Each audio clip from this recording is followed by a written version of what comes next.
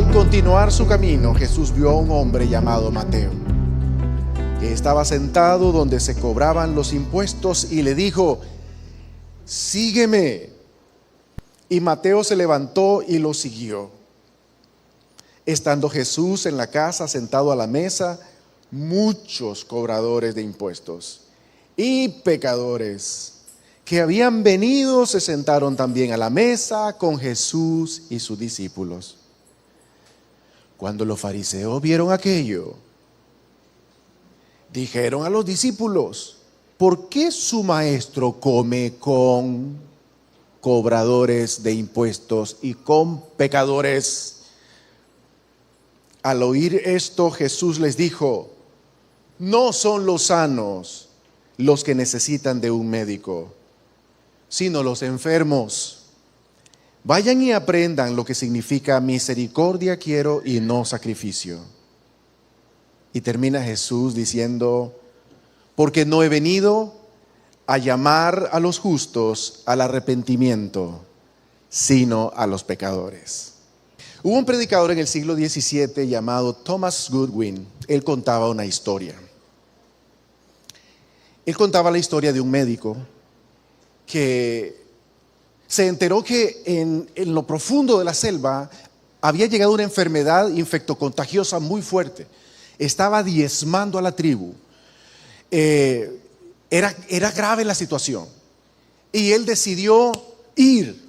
Así que reunió un equipo de ayudantes, reunió antibióticos, reunió material de curación, reunió una tienda, carpas de campaña, y se fue a lo profundo de la selva. Tras muchos días viajando y con lluvia y todo, arribó al lugar, preparó su tienda, preparó sus mesas, preparó su camilla, preparó todo, su estetoscopio, sus medicamentos, sus jarabes para bebés, para niños, para adultos, para ancianos. Estaba decidido a ponerle un alto a esa epidemia que estaba matando a la tribu. Como él era financieramente estable, podía ofrecer su servicio y el medicamento a toda la tribu completamente gratis. Así que llegó, así lo anunció: vengan, está la cura disponible y no tienen que pagar nada.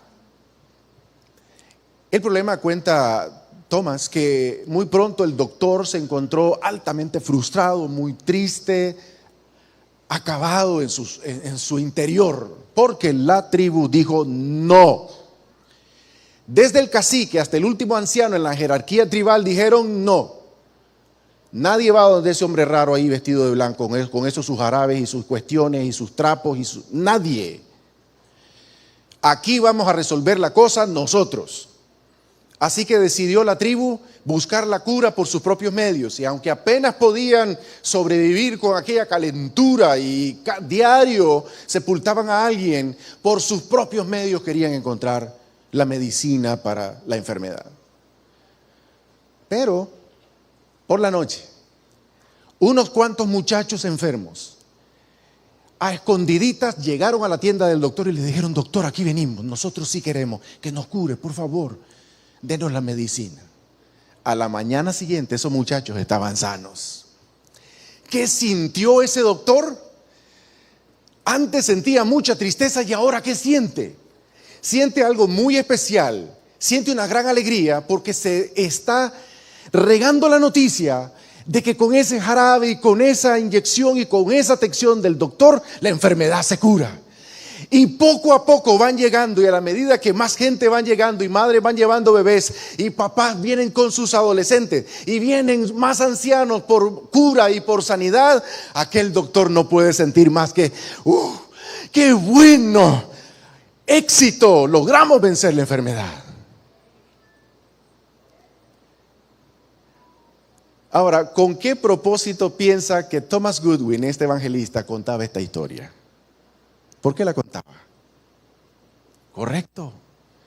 Porque nos estaba presentando, esta historia presenta, o es un eco, o es un reflejo de lo que acabamos de escuchar a decir a Jesús de sí mismo: he venido por los enfermos. Él se compara con un médico. Él nos dice cuál es la enfermedad del pecado. ¿Qué es lo que agrava esa enfermedad al punto de llevarnos a la muerte? La falta de arrepentimiento. Pero Él tiene la medicina y tiene la cura, tiene el deseo. Y su alegría es que nosotros nos dejemos sanar por Él. Esa es la alegría del doctor, que nos dejemos atender y sanar por Él. Este fue su mensaje y su, vamos a decir, su proposición de éxito. Cuando vieron aquellos que Él había llamado a Mateo, se enojaron los maestros de la Biblia del tiempo de Jesús. Y Jesús les dijo estas palabras: no son los sanos los que necesitan de médico, sino los enfermos. Vayan y aprendan lo que significa misericordia quiero y no sacrificio. Porque no he venido a llamar a los justos al arrepentimiento, sino a los pecadores. Lo que más quiere el médico, lo que más quiere Jesús es acercarse a nosotros. Y le estalla su corazón en alegría cuando nosotros nos dejamos sanar por Él.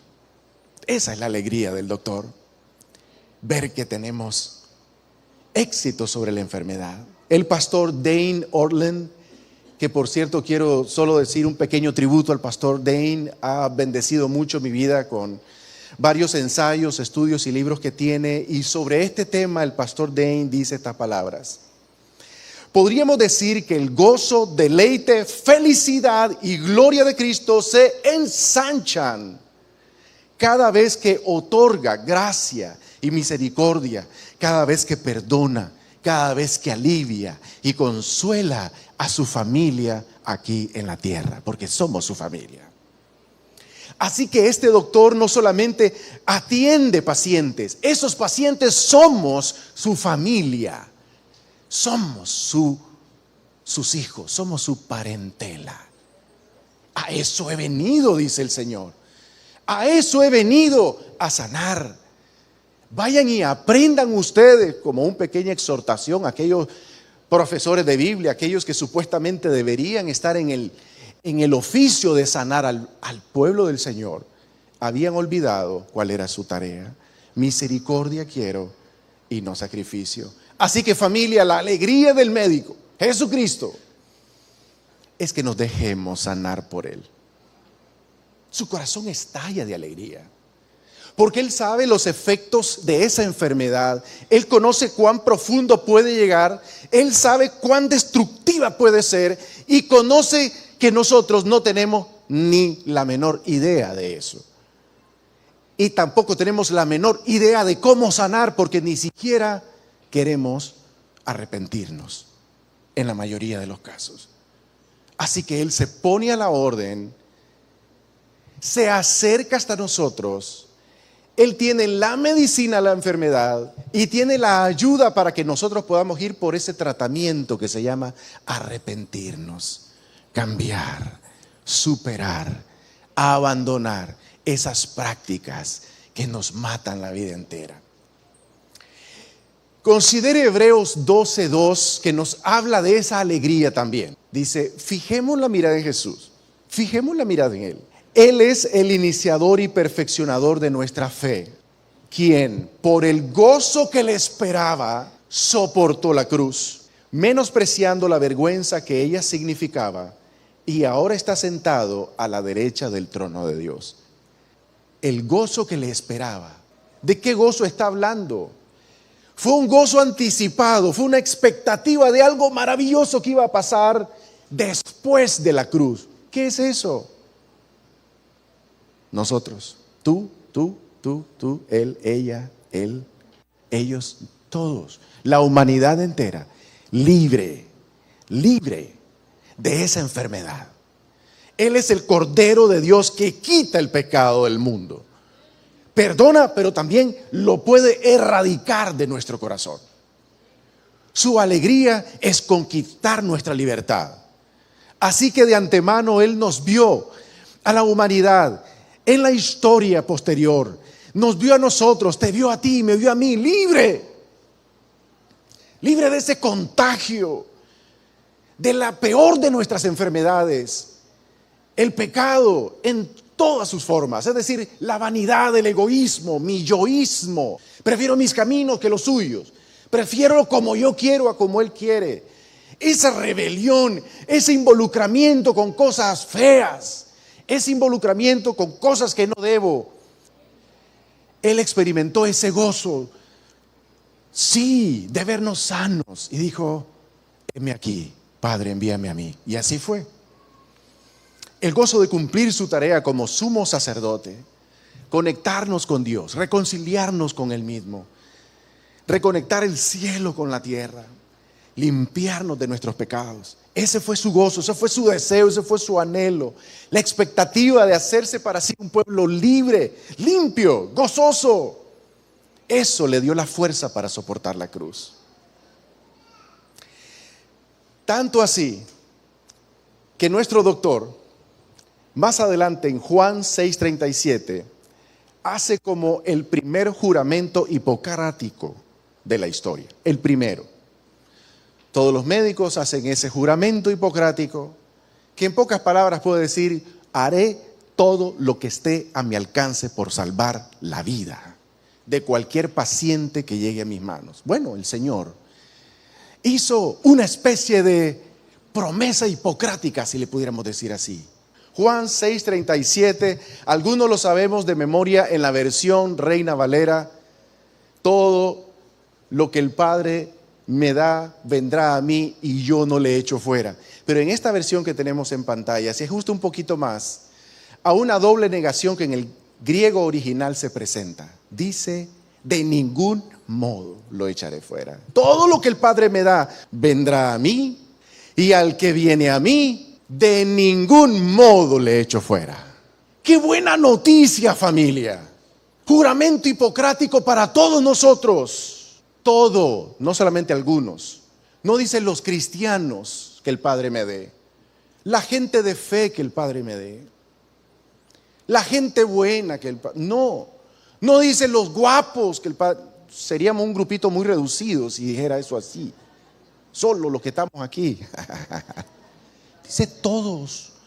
Todo lo que el Padre me da, a cuidarlo, a sanarlo, a restaurarle su salud integral, vendrá a mí. Qué linda noticia, porque en estas dos líneas podemos ver cómo el Padre y el Hijo participan en la salvación de cada persona.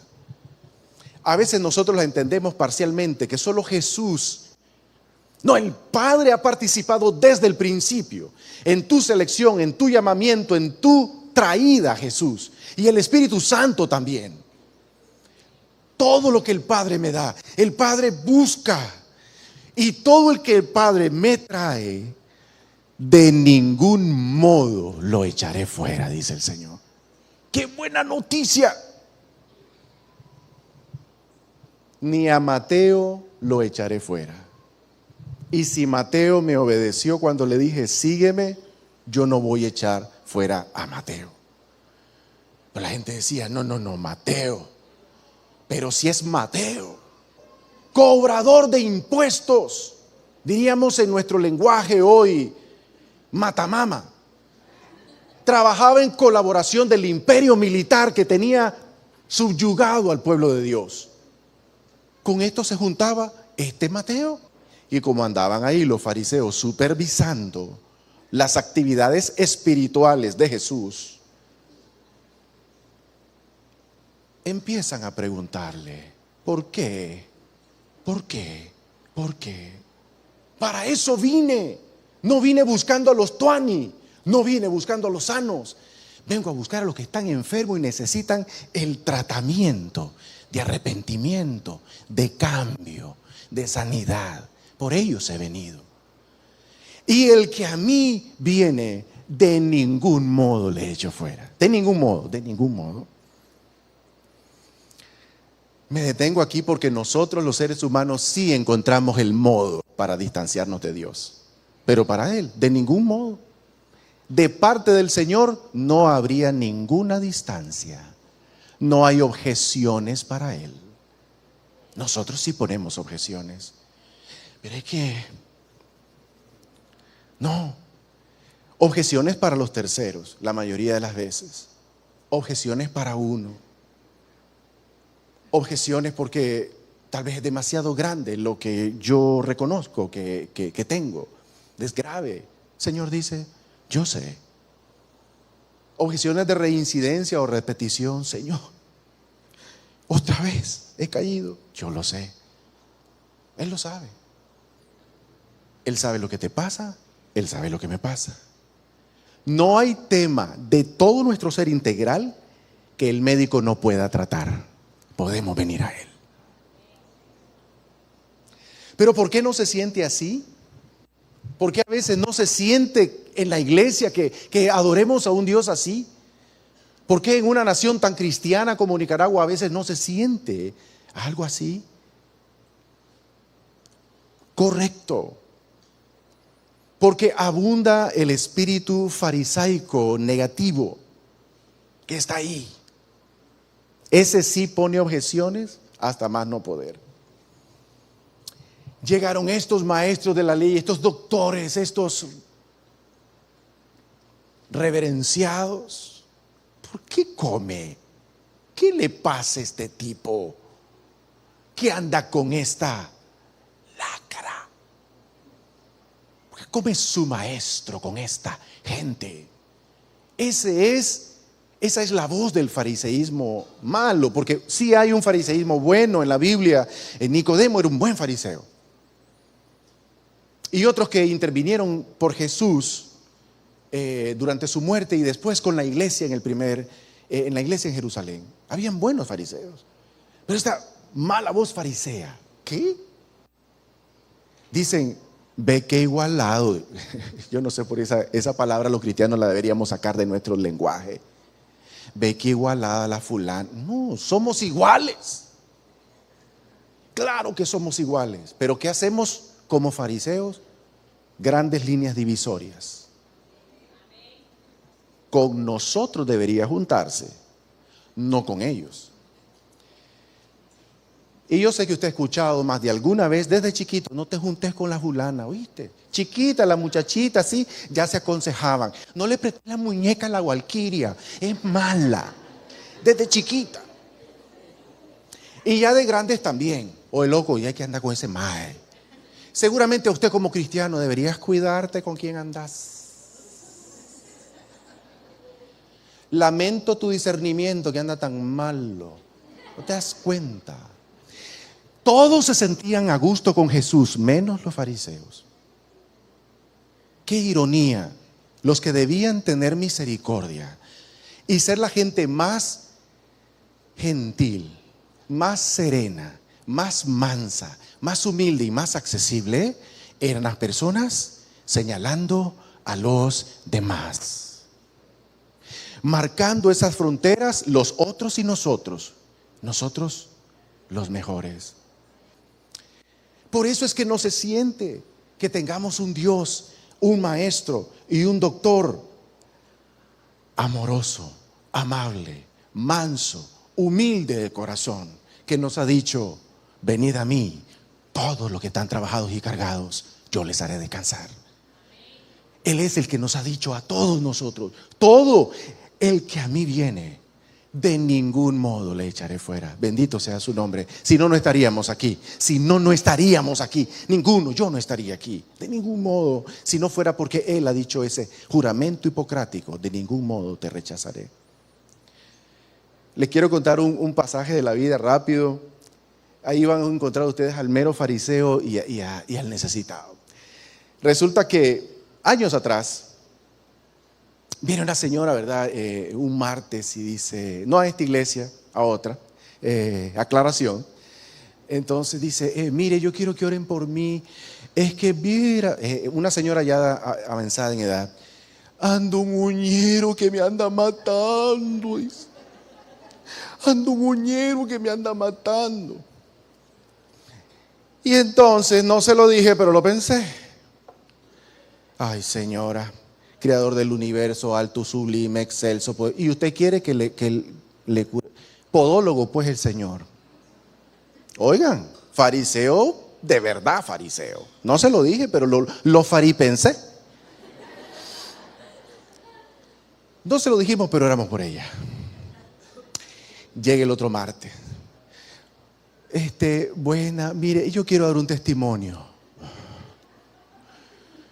No se lo dije, pero lo faripensé. A ver, el martes que andaba un gran uñero, ahora que quiere dar un testimonio. ¿De qué estamos hablando aquí? Y le digo, a ver, ¿y qué quiere contarle a la congregación? El Señor me sanó del uñero. Es que el Señor me sanó del uñero. Y me ha dejado el Señor así como estos fariseos. Misericordia quiero. Y si quiero sanar un uñero, lo voy a sanar. Y si el que viene a mí viene con un uñero, viene con infección, viene con pus, de ningún modo lo voy a rechazar, dice el Señor Jesucristo, nuestro médico, nuestro doctor. Espérese, no aplauda. Es que falta la otra parte. Tiempo después aparece otro uñero en otro dedo gordo. Adivinen en quién.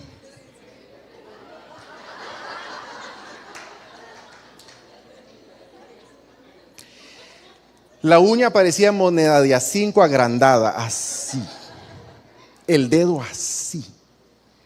Doloroso, rojo, los colores del semáforo.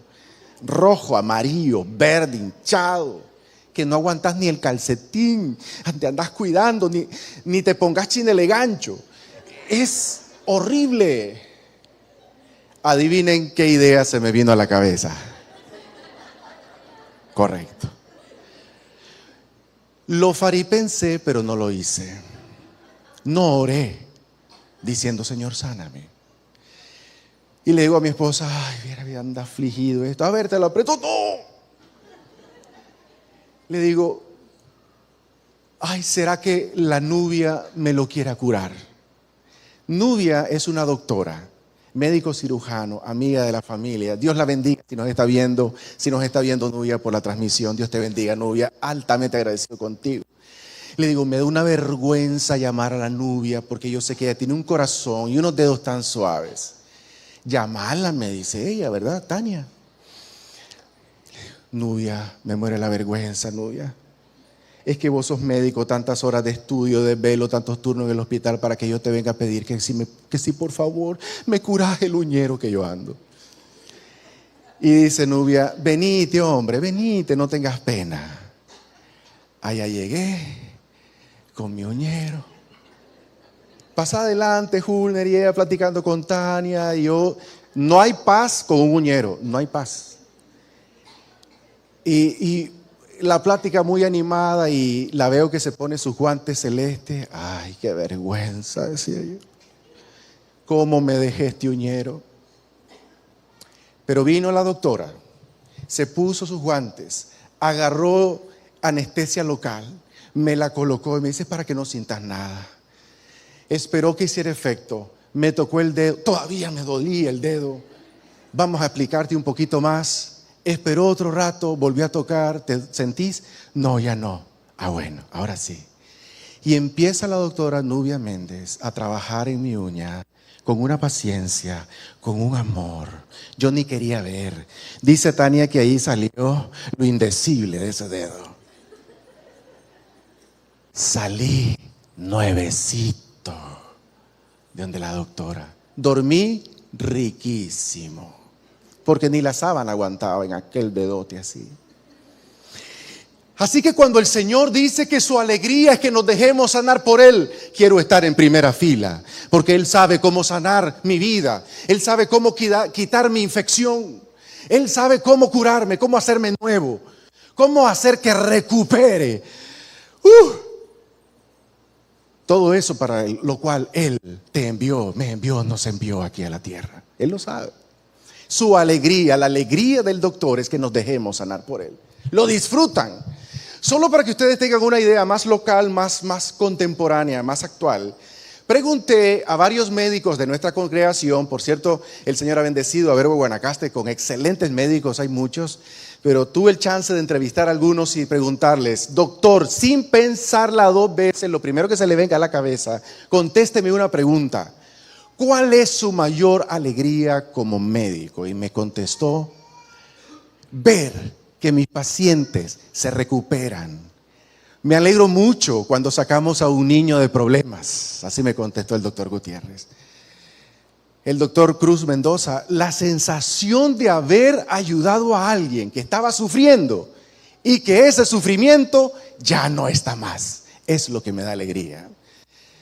La doctora Reyes: ¿cuál es su mayor alegría, doctora? Sentir que he podido ayudar a alguien en alguna necesidad de su salud física, mental o incluso espiritual. Logré entrevistar a otras dos y contestaron así. La doctora Laura Peña, una de las más jóvenes que tenemos acá: que los pacientes tengan una buena experiencia en la consulta. Me alegra poder ayudarles de manera integral, no solamente proporcionarles medicamento, sino poder escucharles y ver que al salir de mi consultorio van diferentes, se van liberados. Y por último, contestó la doctora Alicia Reyes, que también de ningún modo nos ha rechazado cuando hemos llegado con las muelas hechas un desastre. Siempre nos ha atendido lindo. Ella me contestó: mi mayor felicidad es quitarle el dolor a mis pacientes, sacarles nuevamente una sonrisa en su rostro. ¡Wow! Un aplauso a estos doctores, por favor. De veras que sí, gracias, y que Dios los siga usando.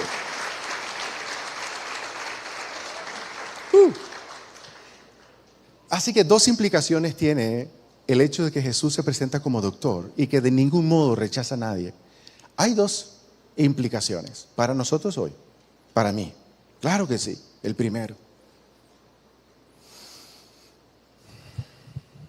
reflejar este corazón, ser ese Jesús. Dice la Biblia: nadie ha visto jamás a Dios, pero si nos amamos unos a otros, entonces Dios se hace visible entre nosotros. Así que tengo ese desafío, personalmente, y colectivamente lo tenemos. Reflejar a ese Jesús que se puede sentar con el cobrador de impuestos, que se puede sentar con los que llaman pecadores, que puede congeniar y socializar y llevarse bien, y que la gente de cualquier estilo de vida se siente a gusto conmigo, contigo. Qué hermoso desafío, ¿verdad? El mundo lo necesita hoy. Ya hay suficiente rechazo y segregación de toda clase. No seamos nosotros la voz farisea, no más. Porque Él ha dicho: todo lo que el Padre me diere a cuidar, vendrá a mí. O sea, donde el Señor pone el ojo, pone su gracia. Lo trae a Jesús y el doctor Jesús de ningún modo lo echa fuera. Bendito sea su nombre. Ese es tu desafío ahora. Ese es mi desafío ahora. Y una segunda implicación para nosotros. Esta es una pregunta. ¿Te dejarías sanar por Él?